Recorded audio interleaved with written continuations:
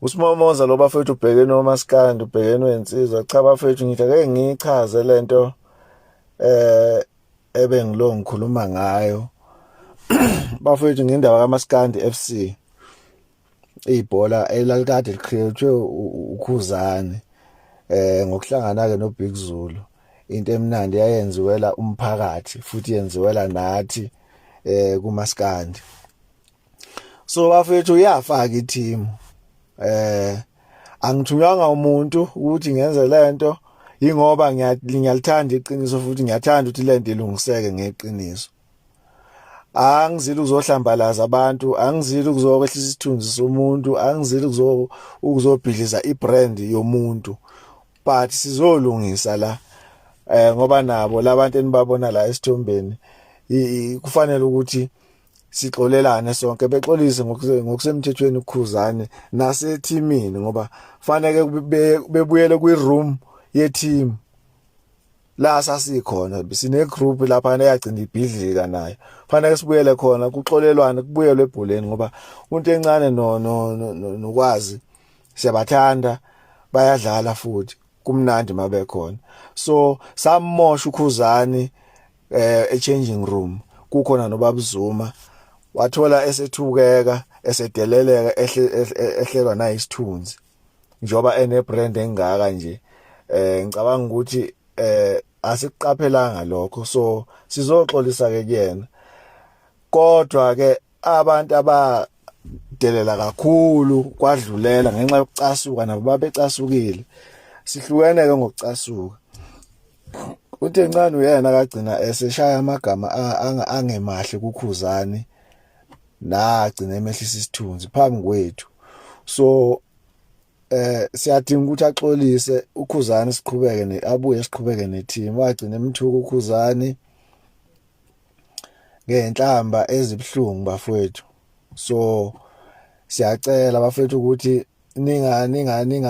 ningamdikili iphutha liyenzeka lixoshwa libhekile naye siyafisa ukuthi axolise but hayi ukuthi behambe bese sithola sebeyazwana noKhuzani siyababona but abaxolisile kwiroom yethu yeMaskandi FC la ukonakala khona thina sisasele nalezo nhlamba lezo ezingaayiniwe so siyabadinga ukuthi bebuye sixoxe kuxolelwane so ingena in public nje ingoba yahlula sisodwa ngazama ukuthi sikhulume sisodwa bawofakazi yimina engazama uKhuzani esephumile ngathi asikhulumeni madoda nixolise ukuxoliswa uKhuzani hayi impi yavele bavele bagibela intaba bakhwela intaba bathi team ngathi mina niyazi le team kaKhuzani bathi bona kuyona team kaKhuzani le team sizoyiqhuba thina sikubonisa ukuthi team akuyona kaKhuzani ngathi hayibo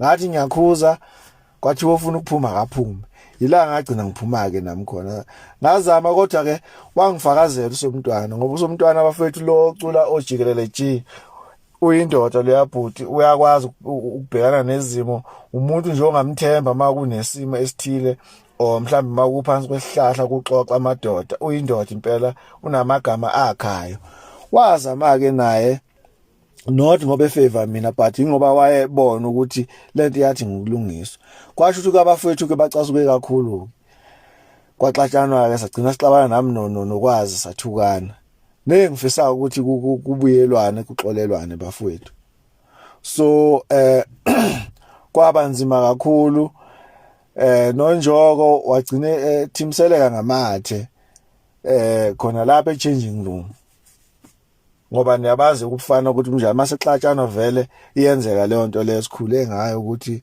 umuntu masenixabana nibanga ubufana uyamenza into omenza yona or umthimisela ngamathe umuntu nomuntu wenza lento esimfikelile but ke into encane siyakufisa ukuthi axolise konke lokho umfowethu mina into encane ngafika ngaye kuleli bhola uyena akangifaka njengoba ningibone eteamini ngangifaka uyena ngoba uyena akatshela uKhuzani ukuthi uSimomoza ngimbone edlala ibhola elimnandi ake nimbi ake ngize naye nimbone nangampela kwabanjalo uKhuzani bathi angize ngangena angifihli mina ngangena ngaye kuMaskandi FC but manje uma sekonakala futhi kufanele ukuthi ke sikhulume.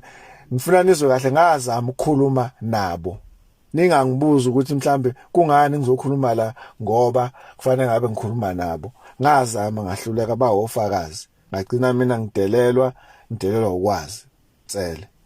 So liqoshwa libhekile-ke bafowethu, okonwe ngomlomo kulungiswa ngomlomo. Siyafisa ukuthi-ke uKhuzani abuye ethimini, asiqhubeke nethimu sidlale bafowethu, ngoba yinto yabantu leyana yayiyinhle, ine-support. No-SABC yasesondela bafowethu. Ngiyashweleza kuKhuzani, ngiyashweleza phambi kwenu. Into encane ngiyacela ukuthi uzehlisa, asibulali ibrand yakho, kwazi asibulali ibrand yakho. Sifisa uxolo kuxolelwane. Njengoba ngiyibika lana nje, ngifuna umphakathi wazi ukuthi ibhola lamiswa yini. So hayi ngoba ngibhidliza ibrand yomuntu. So bafowethu lokho ke ngikhuluma ngifisa ukuthi isimo sibuyele esimweni bafowethu, kuxolelwane, kuthelelwane amanzi. Ningabadikili laba amaphutha ayenzeka. Ukuthi lento sikhuluma nje, sifuna ukuyenza ngeqiniso. Amaphutha ayenzeka, abaxolelwe mabexolisa, ngoba inkinga izoba sekutheni bayaxolisa nibona. So bafowethu angichathi umuntu lana, angimoshi igama lamuntu. Ngiyacela bafowethu ukuthi nisilekelele ekuthenini lento ilamleke, sibuyele ebholeni. Ngiyazi ukuthi ibhola niyalithanda, elalikade livuswe uKhuzani, sicela liqhube ibhola lakhe ngoba i-team eyakhe, eyethu, kodwa uyena i-founder. Lokho ngeke size sikubalekele, yabona. So nanokuthi-ke omaskandi kuyadinga ukuthi i-level yomuntu uyazi ukuthi leya muntu angilingani naye, asilingani noKhuzani ukwiposition yakhe esingeke futhi simphikise kuyona. Ngoba uma ngathi uphikisana neposition yakhe, kusho ukuthi uzogcina ukuthi uyakuthakatha, ugcina ushiye ethimini uthi hayi leya muntu uyasithakatha, uyasithwebula, ugcina uphume ethimini, uqamba amanga. Uney'nkinga zakho zakini la usuka khona, uzoqambela umuntu ophumelelayo uthi uyathakatha. Ayikho lonto leyo bafowethu, ayikho, yabo.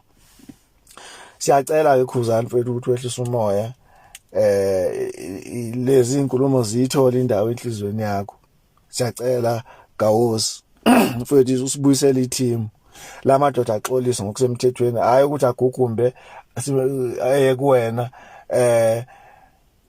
yokusupporta kwezinye izinto, but eshiye erumini yethu kubolile. Sizama ukulungisa lokho. Niyangazi ukuthi